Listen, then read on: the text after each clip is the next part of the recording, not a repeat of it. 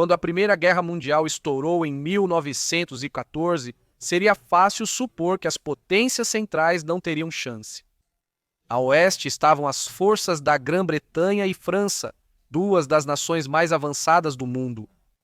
A leste estava a Rússia, que no papel poderia parecer o inimigo mais formidável de todos. Era de longe o maior país, o que significava que seria extremamente difícil invadir. A fronteira entre a Alemanha e a Rússia estava próxima da capital alemã. Se a Rússia avançasse um pequeno trecho na Alemanha, poderia tomar a cidade e forçar a rendição alemã. A Rússia também tinha a maior população, o que lhe dava de longe o maior exército. Quando a guerra começou, tinha cerca de 1.400.000 soldados a mais do que a Alemanha e a Áustria juntas. No entanto, como se verificou, a Rússia não dominaria a guerra, na verdade ficaria muito aquém das expectativas. Das principais potências que iniciaram a guerra, foi a única que não chegou ao fim. Em 1918, houve muitas batalhas onde superava significativamente o inimigo e ainda assim perdeu. Então, o que explica esse terrível desempenho? Em suma, por que a Rússia foi tão inútil na Primeira Guerra Mundial? Existem, claro, um enorme número de fatores a mencionar, mas antes de entrarmos nisso, vamos ter uma rápida visão geral do que aconteceu, a história da Rússia na Primeira Guerra Mundial. Em junho de 1914, a Europa estava em paz e a guerra não parecia estar no horizonte. De fato, o continente estava no ápice do seu poder. O século anterior foi relativamente pacífico, proporcionando níveis inéditos de prosperidade e avanço tecnológico na história da humanidade. Havia tensões entre as nações, mas estavam sob controle. Então, no dia 28 de junho, o herdeiro do Império Austro-Húngaro foi assassinado por um nacionalista sérvio. Esse ato de terrorismo acabaria desencadeando uma escalada surpreendente para o que se tornaria a maior guerra que o mundo já viu. Os impérios alemão e austro-húngaro se encontrariam lutando contra as forças combinadas da Grã-Bretanha, França e Rússia. O plano da Alemanha era invadir a França, tirando-a da guerra, antes de voltar-se para a Rússia. Esperava-se que a Rússia demorasse para organizar suas forças, permitindo derrotar a França antes. De fato, a Rússia estava preparada para a guerra antes do previsto. O plano da Rússia era se mover rapidamente para a Alemanha, tomar a capital Berlim e forçá-la a se render. No entanto, antes que pudesse avançar sobre Berlim, precisava tomar território ao norte e ao sul para evitar ser ultrapassada. Em agosto, as forças russas avançaram para a Prússia Oriental, mas a ofensiva foi um desastre total. Os alemães derrotaram duas forças russas, rechaçando-as para além da fronteira. Os russos não progrediram e perderam cerca de 250.000 homens. Os alemães perderam apenas 40.000. Os russos também perderam muito terreno no centro. Na verdade, a Rússia só teve sucesso no sul, fazendo o exército austro-húngaro recuar. O próximo ano foi ainda pior para a Rússia. O impasse inicial não permitiu vantagem significativa para nenhum dos lados. Apesar das vitórias russas, eles não as capitalizaram, pois o exército alemão movia suas forças mais rapidamente devido à sua rede ferroviária muito superior. Enquanto isso, a Rússia sofria um número muito maior de baixas comparado à Alemanha. Nos primeiros meses de 1915, perdeu cerca de 400.000 homens, enquanto a Alemanha perdeu apenas um quarto disso. O impasse foi quebrado em maio, quando a Alemanha e a Áustria lançaram uma grande ofensiva, rompendo as linhas russas. Durante o verão de 1915, a Rússia perdeu uma vasta extensão de território, deixando para trás boa parte da Europa Oriental. No total, perdeu cerca de 4 milhões de homens em 1915. 1916 seria o ano de maior êxito da Rússia na guerra. Em junho, lançou uma grande ofensiva no sul contra os austro-húngaros e conseguiu fazer alguns avanços. A ofensiva Brusilov foi a maior campanha da guerra, envolvendo até 4 milhões de homens. O objetivo era colapsar a Áustria-Hungria, deixando a Alemanha lutando sozinha. No entanto, embora a ofensiva tenha causado uma enorme crise para a Áustria-Hungria, não a tirou da guerra. Em 1917, A Rússia havia sofrido enormes perdas em termos de homens e território. Contudo, ainda lutava e, em tese, sua população era suficiente para repor suas tropas. O que acabou sendo fatal para o esforço de guerra russo foi a situação política interna do país. A população estava exausta com as tensões da guerra e irritada com o governo que considerava incompetente e alheio. A família real era extremamente impopular. O czar era visto como responsável pelas perdas na guerra, pois era o comandante supremo do exército. Muitos suspeitavam que a esposa alemã dele pudesse estar ajudando seu país natal a vencer a guerra. Como um de seus conselheiros mais influentes, ela escolheu o místico siberiano e curandeiro, Grigori Rasputin. Rasputin era uma figura estranha e obscura, com rumores de que ele era um estuprador em série. Muitos no público acreditavam que ele havia enfeitiçado a tsarina e a controlava com bruxaria. O descontentamento transbordou em 3 de março de 1917, quando os trabalhadores da fábrica na capital entraram em greve para protestar contra o governo. Nos dias seguintes, os protestos se intensificaram com milhares nas ruas. No dia 8, mulheres irritadas com a falta de pão se juntaram aos protestos, muitas delas com cartazes dizendo abaixo ao czar. As tropas na cidade receberam ordens para reprimir a agitação, mas se recusaram e aderiram aos protestos. O governo perdeu o controle da capital. Ficou claro que a única maneira de restaurar a ordem na capital era o czar abdicar, o que ele fez no dia 15 de março. A Rússia agora seria governada por um governo provisório que controlaria o país apenas até a elaboração de uma nova constituição. Em relação à guerra, teoricamente a Rússia seguiria lutando, mas na prática a instabilidade política dificultaria muito uma luta efetiva. O apoio à guerra estava diminuindo com o tempo e muitos queriam apenas a retirada. A Rússia lançou uma última grande ofensiva em julho de 1917, que se revelaria um completo desastre. Após meses de caos político, os comunistas bolcheviques assumiram o poder em novembro de 1917. Eles retiraram formalmente a Rússia da Primeira Guerra Mundial em 3 de março de 1918. A participação da Rússia na Primeira Guerra Mundial foi um completo fracasso. No geral, foi um dos participantes menos efetivos na guerra. Então, o que explica o terrível desempenho do exército russo? Por que foi tão ineficaz? Bem, a primeira coisa a mencionar é que estava extremamente mal equipado e abastecido. Muitas tropas russas não possuíam rifles. Isso foi principalmente porque simplesmente não havia o suficiente. No início da guerra, a Rússia tinha mais soldados que rifles. Tinha cerca de 5 milhões de soldados, mas apenas 4 milhões e meio de rifles para lhes dar. Essa escassez inicial foi agravada pelo grande número de rifles que se perderam ou quebraram no campo de batalha. A situação ficou tão ruim que, em uma batalha no final de 1914, metade dos reforços russos não tinha rifles. Uma série de medidas desesperadas foram tomadas para tentar resolver o problema. Os civis foram instruídos a entregar todos os rifles que possuíam. Dinheiro foi oferecido aos soldados que recuperassem rifles no campo de batalha. Soldados feridos foram instruídos a tentar segurar seus rifles enquanto recuavam, mesmo à beira da morte. A escassez de equipamento persistiu.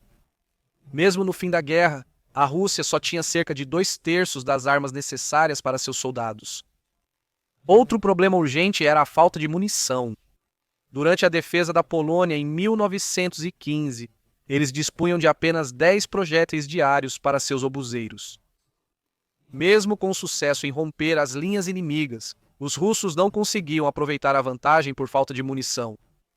Segundo um general russo, devido ao poder de fogo, os alemães conseguiriam resultados rápidos.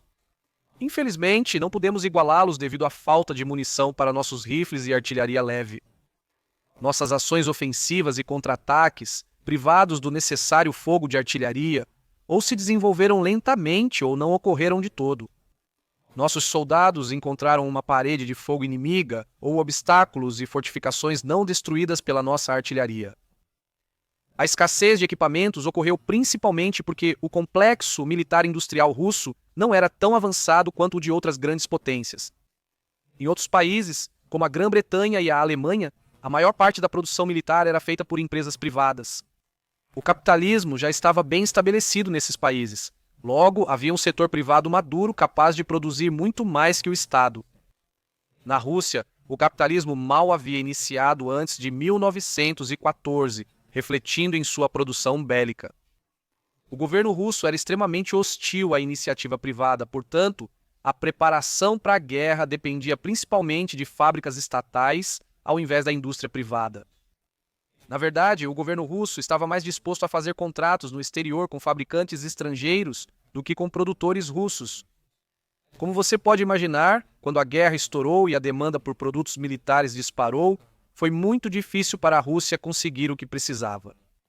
Vários itens, como precursores químicos para explosivos, não eram produzidos na Rússia. A Rússia comprava esses produtos da Alemanha, então isso os deixou totalmente na mão quando entraram em guerra com os alemães. A falta de equipamento adequado alimentou outra grande causa da ineficácia da Rússia na guerra, a baixa moral. Os problemas de moral da Rússia frequentemente estavam relacionados à sua sociedade de classes. Um problema era que a maioria dos soldados de infantaria eram camponeses, enquanto os oficiais vinham da classe de proprietários de terras vista como opressora dos camponeses. Isso indicava uma relação ruim entre oficiais e soldados, resultando em um exército menos coeso. Os homens não sentiam que eram um povo lutando por uma causa. Algo que contribuiu para isso foi o desprezo com que os soldados eram tratados.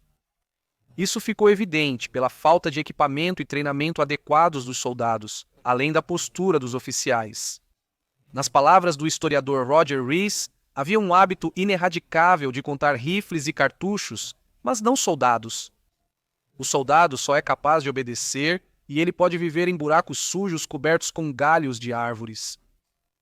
O desprezo com que os soldados eram tratados os desmoralizava, reduzindo seu comprometimento com a causa.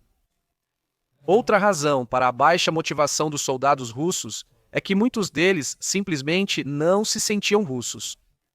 Quando a Primeira Guerra Mundial estourou, nações europeias como Grã-Bretanha e França já possuíam identidades nacionais muito fortes.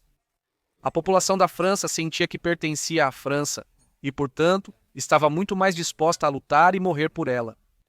Na Rússia, em contraste, o sentimento de pertencer a uma única nação era muito mais fraco. A Rússia era um império com muitas minorias étnicas, das quais várias não desejavam integrá-lo. Áreas como o Cáucaso, Polônia ou Ucrânia tinham grandes maiorias de pessoas não russas, muitas das quais, na verdade, odiavam a Rússia e queriam independência. Um bom exemplo dessa falta de lealdade veio em 1916, quando o Tsar implementou o recrutamento na Ásia Central. As pessoas de lá estavam muito infelizes por pertencerem ao Império Russo e definitivamente não queriam lutar por ele. A maioria deles eram muçulmanos simpatizantes do Império Otomano Islâmico, contra o qual a Rússia lutava. O Império Otomano convocou uma jihad contra o Império Russo Cristão. A tentativa de recrutamento saiu pela culatra espetacularmente e causou uma enorme revolta de cerca de 100 mil pessoas. A Rússia foi obrigada a desviar tropas cruciais da guerra na Europa para suprimir a revolta. No geral, o exército russo era composto por homens muito menos comprometidos com a causa do que o de outras nações, o que afetou gravemente o moral. Essa imoralidade resultou em muitas deserções. A deserção é um antigo problema para o exército russo. Por exemplo, em 1912, antes mesmo de a guerra começar, houve cerca de 13 mil deserções, ou 1% do exército. Como você pode imaginar, isso aumentou muito quando a guerra começou. No inverno de 1914, o exército russo estava perdendo dezenas de milhares de homens por mês. O problema era incrivelmente difícil de combater, dado o enorme território da Rússia. A pena para a deserção era de 5 anos de prisão. Mas muitos desertores deixaram a frente por temerem por suas vidas, então a ameaça de prisão não era muito dissuasiva. O problema piorou durante a Grande Retirada de 1915, quando a Rússia essencialmente abandonou a Europa Oriental. A retirada caótica facilitou a separação dos soldados de suas unidades e o abandono da frente de batalha. Havia também muitos refugiados indo para o leste, permitindo que os homens se passassem facilmente por civis refugiados. É claro que é impossível obter números precisos para o total de desertores, mas as autoridades russas conseguiram prender pelo menos 400 mil durante a guerra. Se esse é o número de desertores encontrados e presos, é seguro assumir que o número real seria muito maior. Em comparação, a Grã-Bretanha e a Alemanha registraram cerca de 30 mil desertores cada durante a guerra, então o número russo é incomparavelmente maior. Estar mal equipado e ter baixo moral eram alguns dos muitos problemas enfrentados pelo exército russo. Outro fator crucial foi a grande incompetência em todos os níveis do exército. Os soldados de infantaria de baixo nível eram incompetentes devido à falta de educação e treinamento. Aqui notamos uma diferença marcante entre soldados russos e alemães. Quase todos os soldados alemães eram alfabetizados e tinham um treinamento básico razoável. Na Rússia, quase 90% dos soldados eram camponeses, sendo a maioria analfabeta. Isso demonstra que a Rússia estava muito menos desenvolvida que outras nações no começo da guerra. Isso era um grande problema, pois a guerra ficava mais técnica conforme a tecnologia avançava. Calcular trajetórias de artilharia ou usar rádios para comunicação não era fácil para camponeses que passaram a vida inteira trabalhando nos campos. O treinamento era deficiente e não acompanhou as evoluções tecnológicas. Porém, a incompetência não se limitava aos soldados, sendo visível até o topo da cadeia de comando. Um exemplo foi no início da guerra, quando os russos tentavam tomar a Prússia Oriental. As forças russas foram divididas em dois exércitos, um sob o comando de Samsonov e o outro sob Rennenkampf. Juntos, esses dois exércitos somavam 500 mil homens e deveriam ter derrotado facilmente o exército alemão, que tinha cerca de metade do tamanho. Contudo, a falta de coordenação e cooperação entre os dois generais estava prestes a dizimar completamente os exércitos russos no campo de batalha. Essencialmente porque os dois homens não se comunicavam bem, o muito menor exército alemão conseguiu enfrentar cada exército russo individualmente e derrotar cada um. Rennenkampf foi o primeiro a atacar a Prússia Oriental pelo leste, enfrentando as forças alemãs. Após os primeiros confrontos, o exército russo levou a melhor e os alemães recuaram. Porém, Rennenkampf agiu tolamente ao não perseguir os alemães, desperdiçando a chance de infligir-lhes grandes perdas. Os alemães recuavam caoticamente, ficando muito vulneráveis. Em vez disso, acreditando ter vencido decisivamente, decidiu deixar seus homens descansarem. 3 dias depois, ele avançou novamente, mas os alemães haviam desaparecido. Enquanto Rennenkampf desperdiçava uma grande chance de obter vantagem, Samsonov avançava do sul para a Prússia Oriental. Ele sabia da vitória prévia de Rennenkampf, mas as informações que recebeu eram em grande parte enganosas.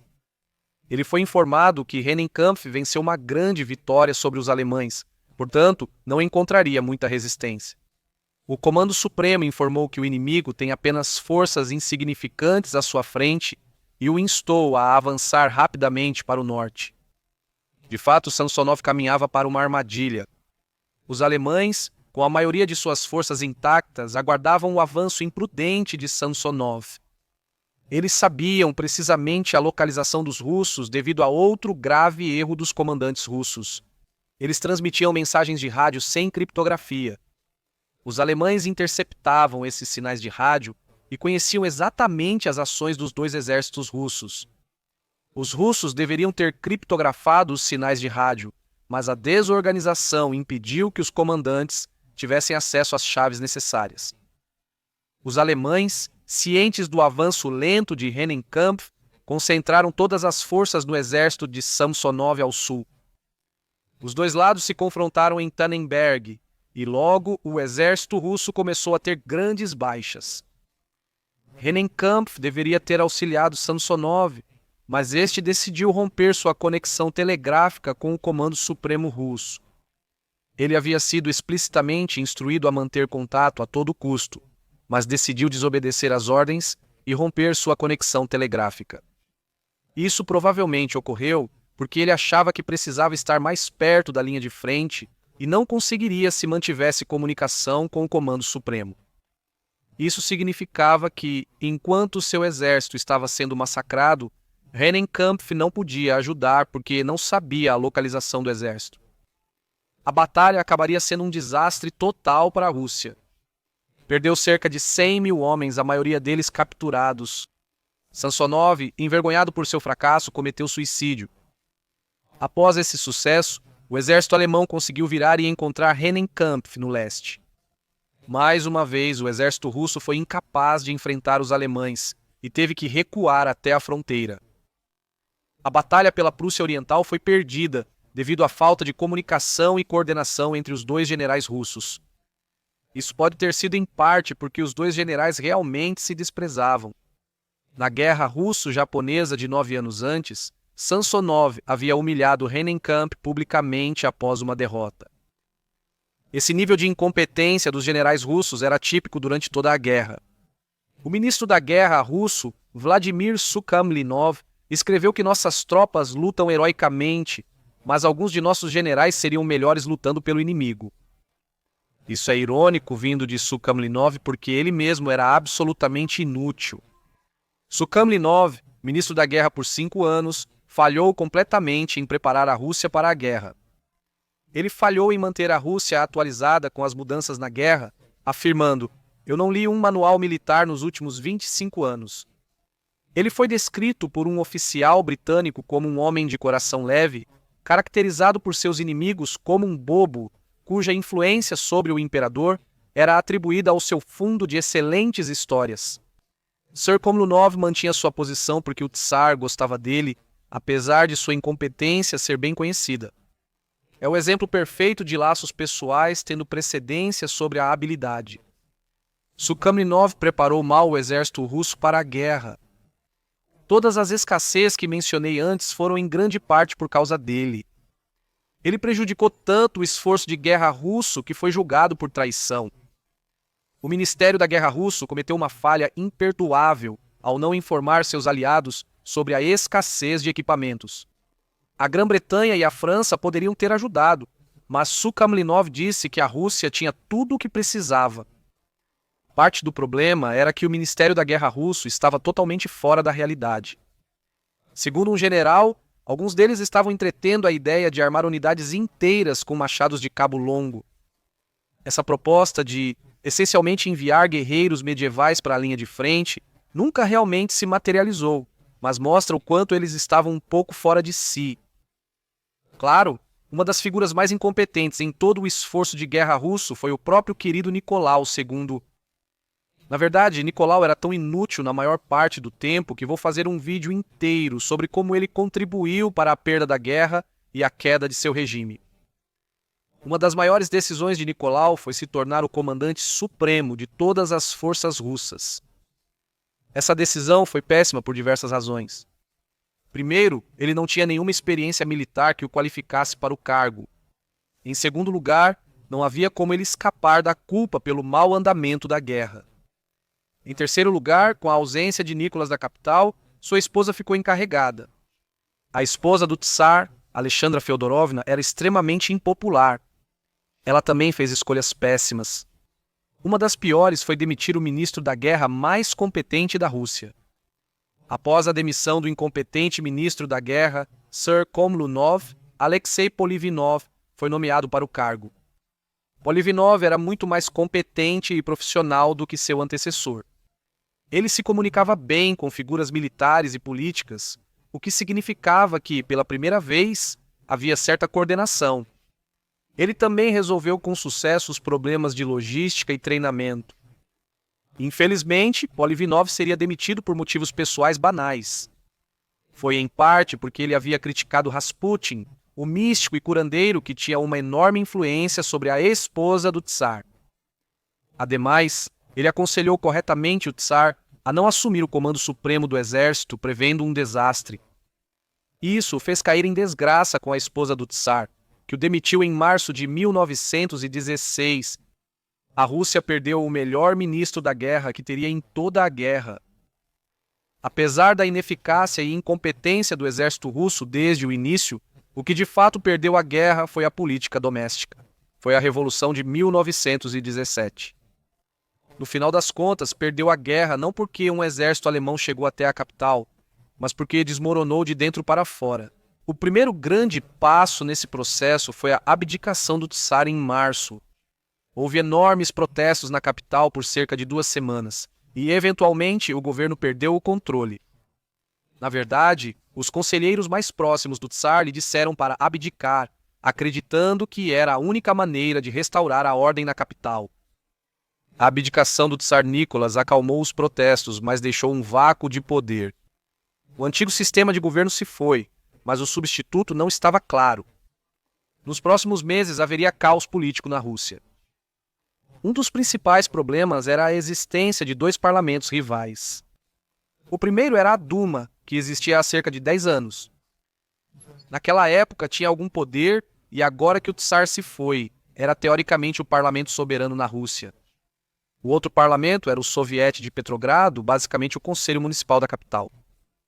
Ele foi formado 2 anos antes para representar os trabalhadores em Petrogrado. O Soviete de Petrogrado era muito mais à esquerda e radical do que a Duma. Com o czar fora e tudo no ar, a Rússia passaria essencialmente os próximos meses presa em uma luta pelo poder entre esses 2 parlamentos. A turbulência política afetou o esforço de guerra inicialmente quando o Soviete de Petrogrado emitiu seu primeiro decreto, a Ordem número 1. A ordem instruía os soldados a obedecerem ordens de seus oficiais e da Duma apenas quando não contradiziam nada que o Soviete de Petrogrado havia dito. Foi uma tomada de poder. O Soviete de Petrogrado instruiu os soldados a obedecê-lo ao invés da Duma. A Ordem número 1 também agiu para minar a autoridade dos oficiais. Disse que os soldados não precisavam se dirigir aos oficiais com o tradicional Vossa Honra e os oficiais eram obrigados a falar educadamente com seus homens. Ademais, os soldados não teriam que se submeter à disciplina militar fora do serviço. Como você pode imaginar, tudo isso teve um efeito muito ruim na disciplina. Os homens passaram a questionar e até prender os oficiais. Em certas situações, soldados chegaram a matar seus oficiais. A Ordem número 1 também criou comitês de soldados para representar os interesses da classe militar. Isso foi outro desafio à autoridade dos oficiais. A Ordem número 1 desestabilizou o exército, enfraquecendo a hierarquia e gerando mais desordem e caos. O relacionamento entre os oficiais e seus homens se tornou ainda mais tenso do que já era. Dentro da Rússia, as pessoas começaram a questionar se deveriam continuar lutando. Muitos desejavam apenas defender a Rússia sem de fato atacar os alemães. Esse sentimento anti-guerra realmente levou a uma crise política em abril. O ministro das Relações Exteriores enviou um telegrama afirmando que a Rússia lutaria até a derrota total da Alemanha. Isso foi extremamente impopular e levou a manifestações em massa, forçando o ministro das Relações Exteriores e o ministro da Guerra a renunciar. Apesar disso, no verão de 1917, a Rússia lançou a última ofensiva da guerra, a Ofensiva de Junho. Nesse ponto, a disciplina militar havia desmoronado por completo. Ao chegarem à linha de frente, os homens fugiam de imediato. Segundo um oficial júnior, as pessoas fugiam assim que desciam dos trens. Eles desertaram e fugiram para suas casas ou para onde quisessem. Não havia mais disciplina. Mesmo os homens da linha de frente estavam completamente fora de controle. Ocorreram estupros em massa, destruição de propriedades e massacres anti-judeus chamados pogroms. Houve também fraternização em massa com as tropas alemãs. Porém, a ofensiva continuou e começou bem. Os russos avançaram um pouco. Então as potências centrais contra-atacaram e quebraram as linhas russas. Os soldados russos recuaram rapidamente e o exército começou a se desintegrar por completo. As taxas de deserção ficaram mais altas do que nunca. Talvez cerca de 2 milhões de homens desertaram ao longo do... Em outubro, o Ministério da Guerra informou que o exército não podia mais lutar. A Rússia não teve escolha, a não ser solicitar termos de paz. O colapso de 1917 foi o ápice de uma guerra terrível para a Rússia. Desde o princípio, a incompetência em todos os níveis militares a assolou. Em suma, o colapso de seu exército refletiu o colapso de seu sistema político. A Rússia então entraria em um período de caos e guerra civil, até finalmente emergir como a primeira potência comunista do mundo.